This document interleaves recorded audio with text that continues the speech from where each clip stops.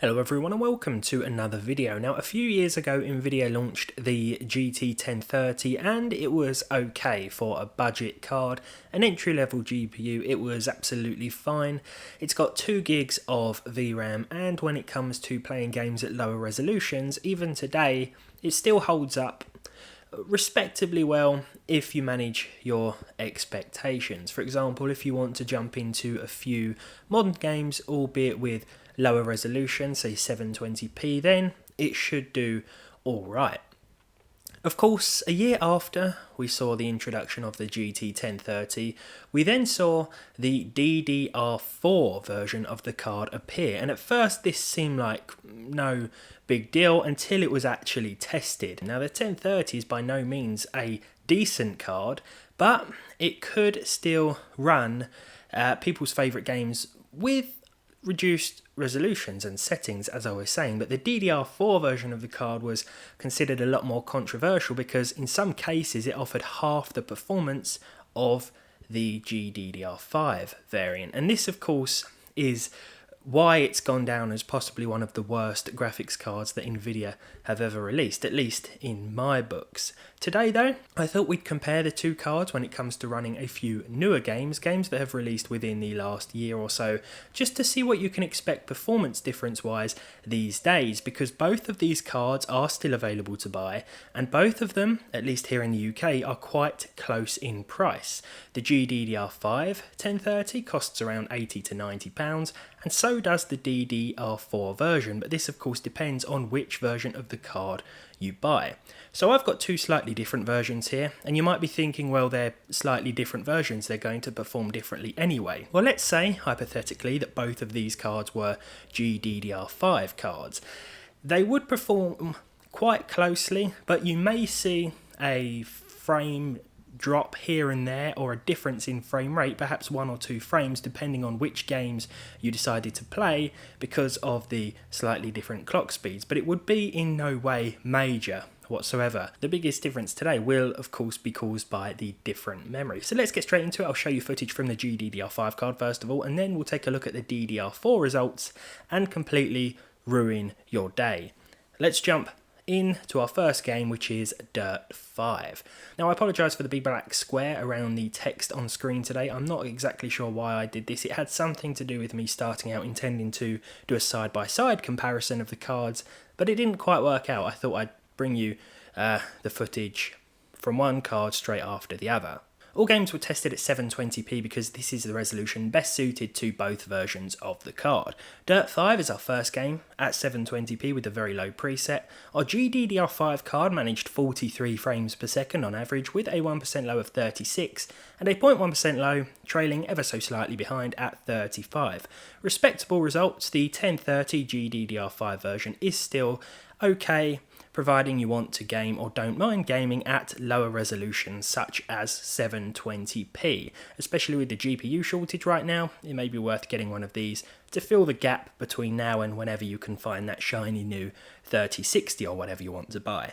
Moving on to the DDR4 version of the 1030 now, and here we just about scraped 30 frames per second, though the 1.1% lows weren't too bad. There was no real stutter to speak of here, but I find that the game doesn't really stutter unless you're using a fairly weak CPU. 26 and 25 were the 1 and 0.1% low figures respectively. This is okay, I mean the game's playable, but in terms of actually comparing the two, yeah, it doesn't really look good in comparison for our DDR4 1030.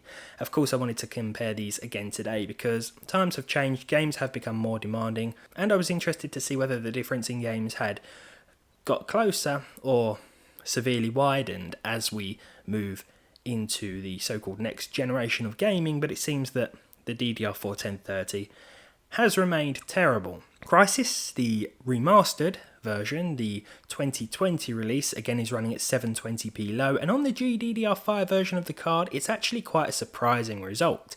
67 FPS is the average, but we are seeing pretty low percentile figures, which generally seems to be the case in Crysis, and it's something that I've experienced not just with this card but other cards as well. With the DDR4 version of the 1030, the sorry excuse for a 1030, well, we were seeing at least half of our frames disappear, to be honest, 30 FPS with a 1% low of 8 and a 0.1% low of 7. So again, there were some stutters here and there, just like there were with the GDDR5 card, but these frame rate figures were a lot lower, and overall the experience feels pretty terrible. In Days Gone, one of my favourite new releases of the year, or was it 2020? I've lost track of time completely, to be honest. 720p low. Once again, with the GDDR5 card, first of all, 52 FPS was the average. This game seems to be quite well optimised. To be honest, the frame rate and performance will differ depending on where you are on the map. The same can be said for every game, but 52, 36 and 26 were our figures today, and this is quite impressive, but as I said, Days Gone is a pretty well optimised game, at least in my experience. The DDR4 version of the card, well, it managed nowhere near that with 28 FPS and a 1% low of 21 with a 0.1% low of 19. So once again, my disappointment is immeasurable and my day is ruined.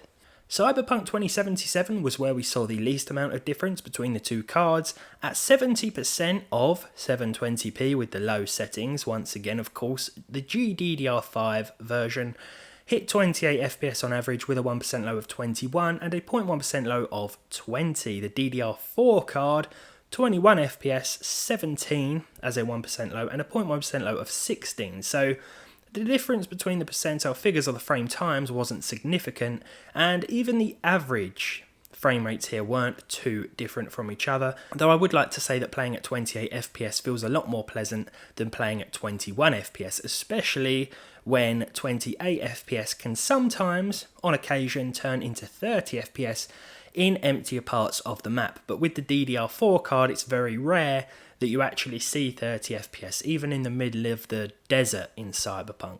Finally then, it's COD Black Ops Cold War. I enjoy this game from time to time. 720p low with the medium anti-aliasing, just to sort of try and eliminate some of the jagged edges here. The DDR5 card actually managed 64 frames per second with a 1% low of 44 and a percentile 0.1% low of 37, which I think was quite impressive even when we consider the lower resolution. You can certainly still enjoy games with the 1030 at 1280 by 720, which is always a bonus, but I would like to see the price come down again of the 1030, especially as it's retailing now for pretty much what it did when it first came out, perhaps a little bit more in some instances. What I'd really like to see though is the price of the DDR4 card drop, because the DDR4 card only managed 41 FPS with a 1% low of 28 and a 0.1% low of 24. So there is no way that this card should still be retailing at anywhere close to the GDDR5 version. Now, I don't have a problem with this card existing. I mean, it's there, it's surely someone can find a use for it, but the problem I have with it, just as I did 3 years ago, is that it costs almost the same as the GDDR5 card, and sometimes online retailers aren't clear that the version you are buying is the inferior one, aka the DDR4 one, and this is something that still happens today. Thankfully, most of the retailers I shop with in the UK do make this clear. I know CCL make it clear, it says DDR4 version on their website, and there are photos of the box as well, where you can clearly see it says DDR4, and other retailers do follow suit, which is nice, but I still have a feeling that some people are accidentally getting the DDR4 version of the card and thinking, this doesn't line up with the benchmarks that I've seen, and of course they're seeing videos of the GDDR5 version, but I thought we'd compare these two cards again in 2021 with a few games that have released within the last year or so, just to see how these two are holding up and to see how they compare with each other. The conclusion in today's one is pretty much what I said years ago, or whenever the last time was that I took a look at the DDR4 1030, and that is that you should not go anywhere near it unless all of a sudden it drops to 30 or 40 pounds or dollars or euros or whatever, because only then it might be worth your while. But used GTX 750s I've seen go for that, so yeah, do with that information what you will. Thank you for watching then. If you enjoyed this one, leave a like on it down below. Leave a dislike if you didn't. Subscribe to the channel if you haven't done so already. Let me know if you've ever had the misfortune of owning the DDR4 1030, and hopefully I'll see all of you in the next one.